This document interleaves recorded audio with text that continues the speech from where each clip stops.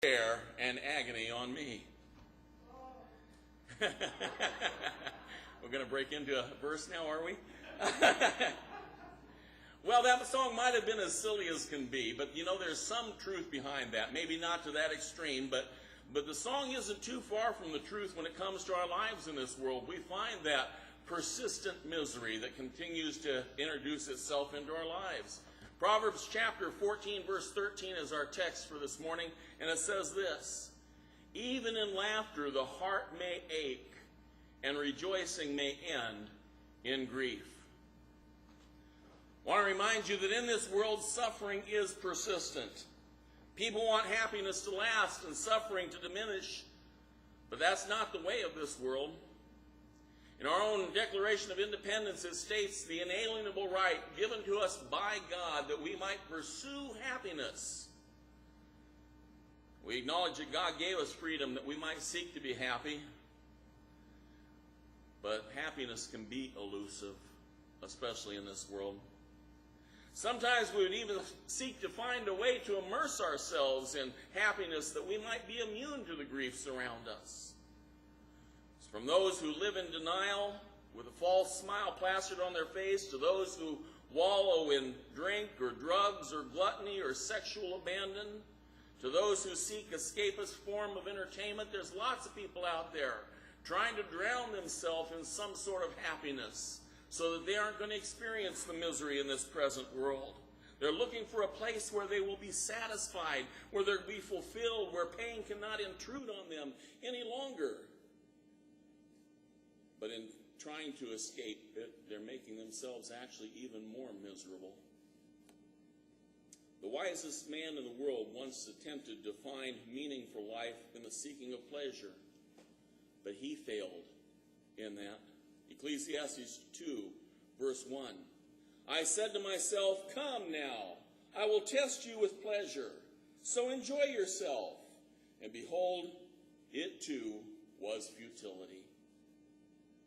The seeking after pleasure is futile in this world, as the world's wisest man told us there.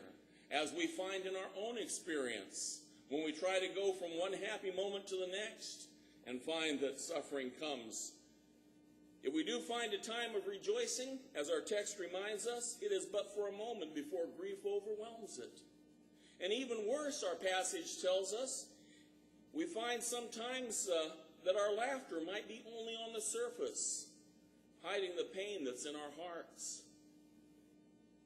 There are many stories of suffering in the lives of those who are all around us. The stories are all different, but they all have that common denominator in misery, persistent misery. A woman lays behind the abusive, controlling father in the home that she grew up in. She finds a man who loves her and promises her everything, only to find a couple years into that marriage that her marriage is a cold one, and her husband feels free to pursue other women. And when she accuses him of his infidelity, he strikes her, he threatens her, he starts limiting who she can see or even talk to on the phone. And the miserable life that she had hoped to escape devours her life once more, and this time it strips her away of the hope that she can have anything else. Persistent misery. I shared this with you before, but I'll tell you again about a college friend I had who married his college sweetheart, and he went into the ministry and began to dream all the things together of a family, a happy family, home, the successful ministry, is serving that little church in the country. They wanted to raise a family, but time after time, as she became pregnant, she miscarried. And it was a heartbreak to them both. They learned to lean upon each other in that very difficult time of their lives. And then finally, one of the pregnancies went to term, and she had a healthy baby. And a year and a half later, she had a second baby. And it finally looked like she was going to have an opportunity. They were going to have an opportunity to have that home that they had dreamed about and that happiness that they had looked for. And then one night, as he was on his way home from the church board meeting, a drunk driver ran the red light and smashed into his car, and he was killed instantly. And she was left a widow to raise 2 children. persistent misery. Now, it might not be that dramatic with us in the misery that we face, but we all know that in our lives, difficulties and pains never stay away for very long. If we're not presently being accosted by something in our lives, we're going to face something around the corner. Maybe a week, maybe a two. Maybe we'll get a reprieve and might be a month away. But there's going to be something which is painful, which is going to come into our lives. Illness visits us or someone that we love. Relationship problems, financial headaches, over-demanding schedules, the sudden loss of someone that you love, a moment's indiscretion, a wayward thought or word levels devastating consequences. Misunderstandings, confusion, loneliness, mechanical failures, fire, natural disaster, layoffs. The house is going to fall down if you can't find the time and money to do the repairs that it needs. The kids are fighting, and the dog simply refuses to be housebroken. Calgon, take me away. But there isn't enough Calgon to help escape the trials and troubles that we find living in this present world. Since the time of the fall, man's earthly life has been filled with toil and troubles. It's been filled with heartache and with pain. And no amount of starry-eyed pretending is going to make all the bad things go away. Sleep well, knowing that there's a monster under the bed and the boogeyman's hiding in the closet. Pain, persistent misery is part of our lives in this world. Now, I don't want to end the message there this morning. That would be a very bad place to leave us this morning. I want to bring you to the other point, and it's not really made in our text this morning, but we find it in the New Testament, and it makes the whole thing make sense for us as Christians.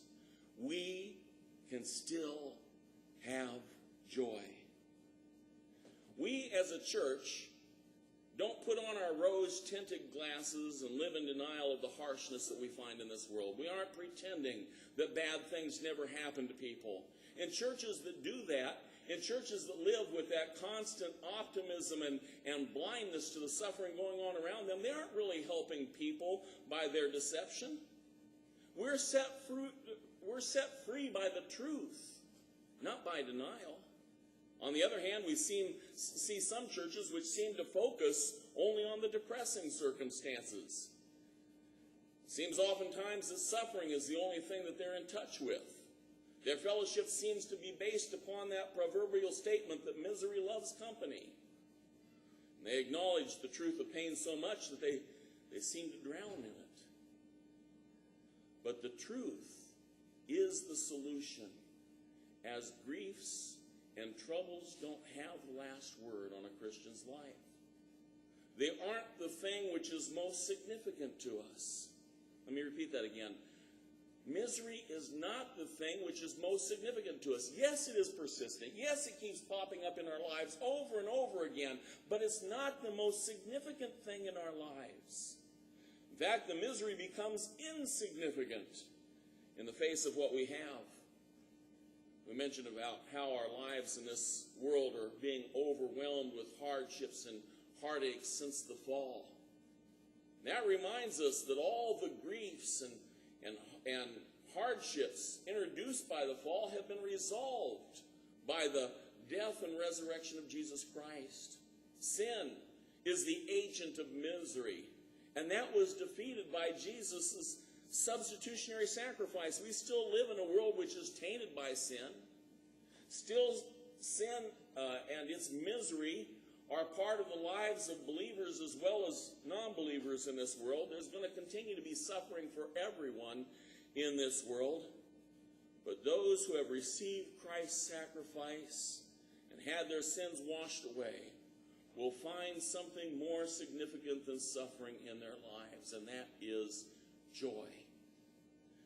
2 Corinthians chapter 6, verse 10, the beginning of that verse, tells us something we need to hear this morning in the face of persistent misery. It says, our hearts ache, but we always have joy. Our hearts ache, but we always have joy. The thing more persistent than misery in our lives is joy. when we know Jesus Christ, when we know what Christ has done for us, when we have that freedom from sin, when we know where we're headed to, there is something more real in our lives than suffering. Our joy in Jesus allows us to endure, even flourish, in the midst of harshness. Our joy is more persistent than our suffering, as Jesus has given us that which nothing in this world can take from us, nothing in this world can strip us of. Joy cannot be quenched. Joy is a fountain that cannot be stopped. Dr. J.H. Howitt once wrote this. He said, "I stood a little while ago in the fine old ruin of Middleham Castle. I passed beyond the outer shell and beyond the inner defenses into the keep, and there in the innermost sanctum of the venerable pile was the old well. The castle was independent of outside supplies. If it were besieged, it had resources of water at its own heart. The changing seasons made no difference in the gracious supply. That is the purpose of the Master in placing the well within us.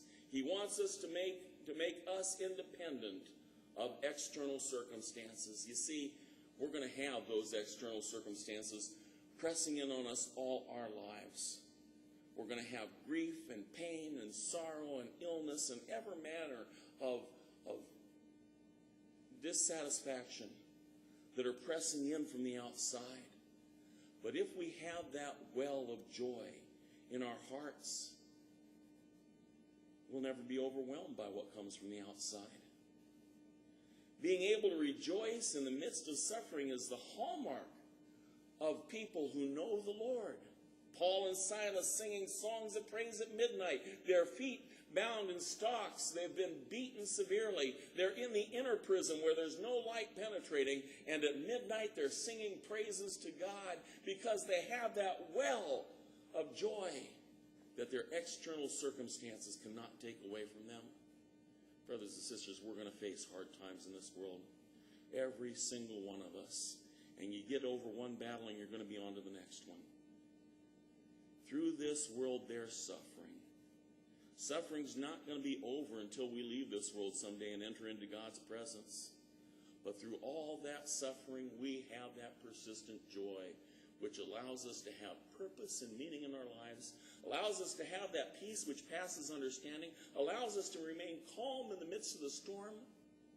We have something greater than persistent misery, and the joy, the wellspring of joy, that God has placed within us. In conclusion this morning, it's not in denial that we rejoice in the midst of our sufferings. It's in having found something more real and more lasting than our persistent misery.